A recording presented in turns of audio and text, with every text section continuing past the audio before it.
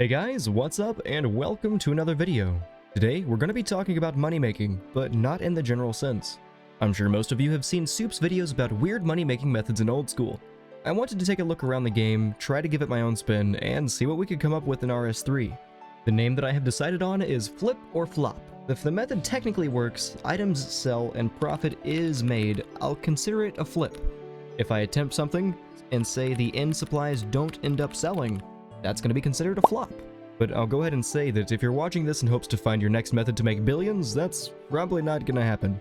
I'm not expecting any of these methods to be good or even worth doing, completely honest with you. This is purely for entertainment.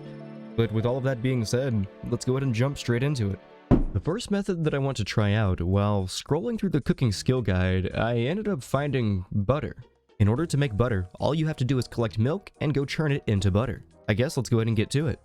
Since buckets are a little bit difficult to come by, I'm just going to come get them from Vanessa for super cheap. We're going to get 100 buckets for 200 coins.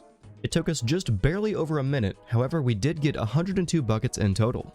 I'm going to be starting right here at the Lumbridge Combat Academy chest, and I'm going to run across the bridge here to milk the cows over inside the Lumbridge pen. And that is the last of the buckets filled. Now I just need to run over to the churn and churn all of this milk. Luckily there is a churn right over here inside this house. We can use this dairy churn in order to make it into a bunch of butter. Looks like each inventory is going to take just over 130 seconds apiece. Alright, and here we have the final pat of butter. We'll go ahead and pause it there. 19 minutes and 28 seconds to make 102 butter. 102 butter. Why does that sound so weird? I guess let's go ahead, go to the Grand Exchange and see what this stuff will sell for. Keeping in mind that I only spent 204 GP on all of the buckets. We might be able to sell all of these for upwards of 200k. I guess we'll drop them down, sell them, and they all went for 274k. That was unexpected, 2.7k each nearly. That means that making butter is just a bit over 850k per hour. Holy shit, that is most definitely a flip. Next, I noticed crossbow string has a fairly high price for how easy it is to obtain. You only need raw beef, a stove, and a spinning wheel in order to make it. I'm going to be starting out with 250 raw beef. Since I have 99 cooking, I shouldn't end up burning any, but if this is something that you end up doing, keep in mind, you are able to burn the beef if you have lower cooking, so like don't lose money trying this. Alright, and this is the final inventory of crossbow string. It looks like it took us just over 23 minutes and 10 seconds in order to make 250 crossbow string from 250 raw beef. I guess let's see if this stuff will actually even sell now. Right, and here we are. Let's just go ahead and drop this down, see if it'll just go. Hey, we got 514k in total. We originally spent 182k, which leaves us with a 332k profit. And with these numbers, that means that we just made about 850 to 860k per hour. I'd say that definitely counts as a flip. Looking through at a few random items, I've noticed that an Adamant pickaxe is apparently 23k on the Grand Exchange. If I were to upgrade them, it would only go up to 54k.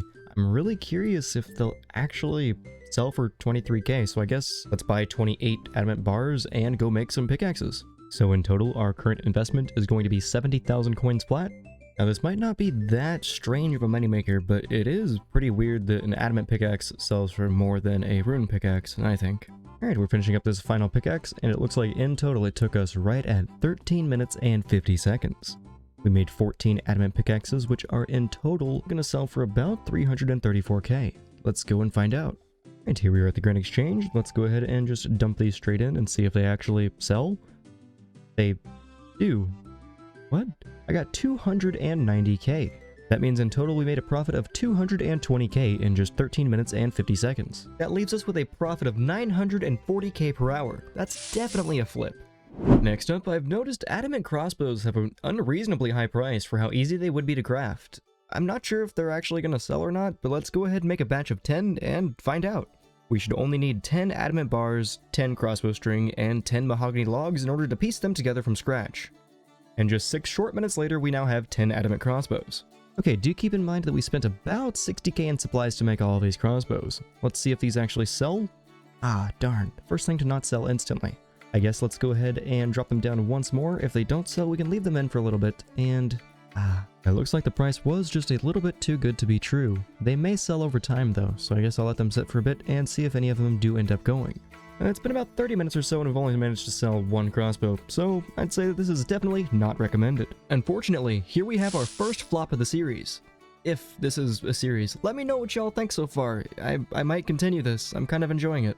I'm sure everybody watching has heard about shop runs, where you go run around the game to random shops, you buy some stuff, and then you take it to the Grand Exchange and try to sell it for a bit of profit. What if I told you that we're able to do a reverse shop run? That's right, you can buy stuff off the Grand Exchange and take it to any generic general store and sell it for a profit.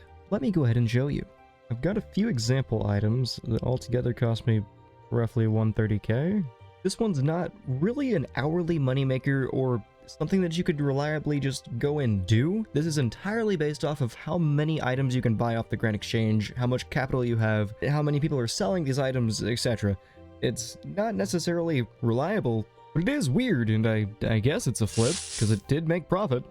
Alright, and for our next method, we're going to look into blessed sand. In order to obtain blessed sand, we need extra fine sand, so first, we need to figure out how to obtain that. Once you unlock Menopause, you're able to come over here to the Worker District and mine sandstone right around here. And we've arrived in the Menopause Worker District. We can mine on this mineral deposit and we will start receiving sandstone. We can then grind said sandstone and we will potentially receive extra fine sand.